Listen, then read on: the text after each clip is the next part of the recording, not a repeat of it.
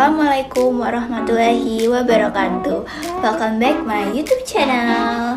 Hai guys, udah gak kerasa ternyata kita udah materi 10. Dan materi ke-10 ini adalah bagaimana mahasiswa mampu mengelaborasi kinerja kepala sekolah dalam meningkatkan kinerja dan kompetensi guru. Nah guys, ternyata ada salah satu sosok kunci selain dibalik kualitas pembelajaran anak di kelas, yaitu kepala sekolah. Tapi apakah mungkin kepala sekolah ini sebatas manajer administrasi atau lebih dari itu? Di era transformasi pendidikan saat ini, kepala sekolah memegang strategis dalam mengembangkan kapasitas profesional guru, bahkan bukan hanya dalam hal kinerja, tetapi juga dalam peningkatan kompetensi pedagogik, sosial, dan teknologi. Lalu bagaimana cara seharusnya kinerja kepala sekolah itu diukur dan strategi apa saja yang akan diterapkan untuk meningkatkan kualitas guru berkelanjutan? Baiklah, kita akan masuk ke peran strategis kepala sekolah. Kepala sekolah bukan hanya manajer administrasi, tetapi juga pemimpin atau instruksional. Berikut peran utamanya. Yang pertama, manajer, yaitu mengelola sumber daya sekolah secara efektif dan efisien. Dan yang kedua, pemimpin instruksional, mengarahkan proses pembelajaran mengajar menuju peningkatan mutu.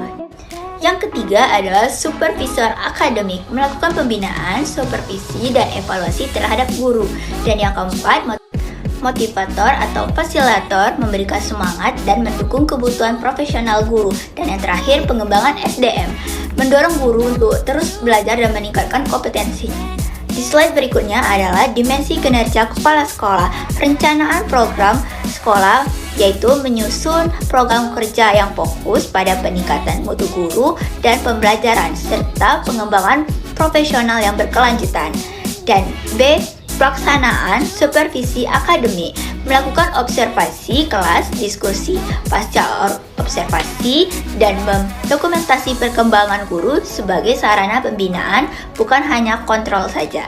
Dan yang C adalah fasilitas pembangunan profesional, mendukung guru melalui pelatihan internal, berpartisipasi dalam forum KKG atau MGMP, dan mendorong studi lanjut atau pelatihan daring. D adalah evaluasi kinerja, melakukan penilaian kinerja melalui penilaian kinerja guru, saran kinerja pegawai, serta refleksi pembelajaran dan portofolio. Dan yang terakhir E, memperdaya dan apresiasi, memberikan penghargaan kepada guru yang berprestasi, menciptakan iklim kerja positif, dan menumbuhkan rasa memiliki serta tanggung jawab. Baik, di slide selanjutnya ada kompetensi guru dan upaya pengembangannya.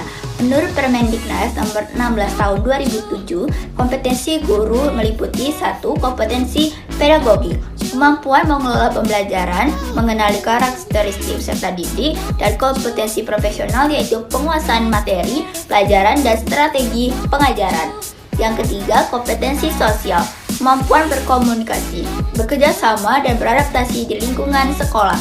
Dan yang terakhir 4, kompetensi kepribadian, karakter positif seperti integritas, tanggung jawab, dan kemandirian. Ada beberapa faktor pendukung keberhasilan kepala sekolah. Yang pertama, kepemimpinan transformasional. Dan yang kedua, mampu menginspirasi perubahan dan kemajuan.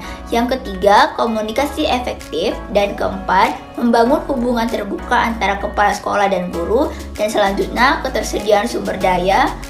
Dan yang selanjutnya, akses terhadap pelatihan, sarana, dukungan, dan kebijaksanaan. Dan seterusnya, budaya sekolah kolaboratif. Dan terakhir, mendorong kerjasama antara guru dan antara tim sekolah. Berikut ada beberapa tantangan yang dihadapi kepala sekolah. Yang pertama, beban administrasi yang tinggi. Dan kedua, menyita waktu sehingga kurang fokus pada pengembangan guru. Ketiga, resistensi guru terhadap perubahan. Keempat, guru merasa nyaman dengan cara yang lama dan takut untuk dinilai. Yang kelima, kurangnya dukungan eksternal. Dan terakhir, terbatasnya anggaran atau dukungan dari dinas instansi. Oke, kalian bisa baca di slide ini, yaitu solusi dan rekomendasi.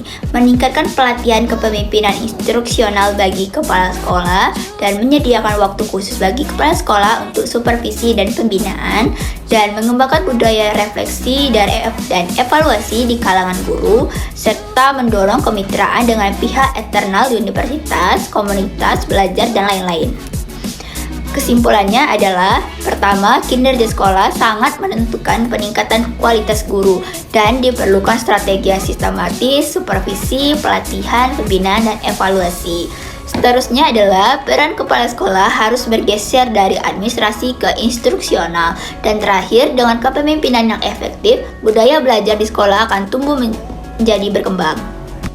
Mungkin ini saja yang bisa saya sampaikan kepada kalian. Lebih dan kurang saya mohon maaf. Wassalamualaikum warahmatullahi wabarakatuh.